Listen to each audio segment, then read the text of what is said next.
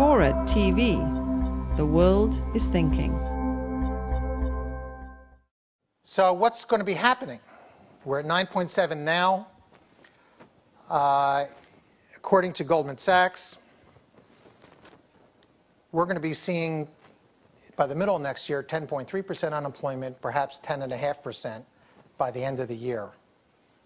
That will mean that we will have had unemployment rise somewhere between 3 to 3.5 years. For those people who aren't paying attention, we have an election next November.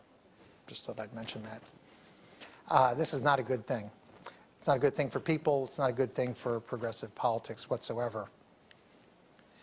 And it causes a lot of pain. Anyway, when we get unemployment high next year, of course, on average, it's going to be, let's say, 10.1%. It'll be 16% for African Americans, over 13% for Hispanics. Asians, for which I don't have a projection here, will be less than average.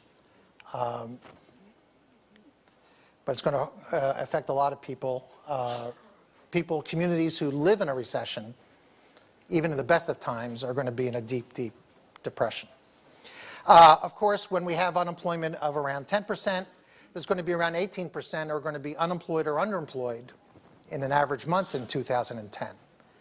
And because underemployment or unemployment is not the same person in January that's unemployed as unemployed in June, over the course of the year, you have over a third of the people are going to be unemployed or underemployed at some point in 2010. And if you're in a minority community, it's more likely to be about 40% are going to be unemployed or underemployed at some point during the year. So there's a lot of pain ahead. So what does this do? Well, we estimate that child poverty is going to increase by 50%, from 18% in 2007 at the end of the last recovery to 27% in the years ahead. For African American children, it's going to exceed half, from the very distressing level of a third in the best of times to over half in the years ahead. Now, this is something that affects every family, even in the upper fifth to the bottom fifth. If you look at the families in the bottom fifth, they are going to be suffering incomes that are relative to 2007. Their incomes over the next 4 years are going to average 7% below what they were in 2007. It's a loss of around $1,200 per year, $4,500, $4,600 over that 4-year period through 2011.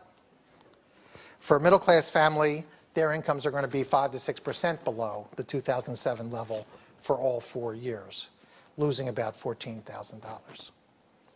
So that's the families on average in those groups. Some of the families who are going to be having unemployment more than the others are going to suffer much more. Their incomes are going to be down a half, for sure. So this is what really happens in a recession that people don't seem to be talking about so much.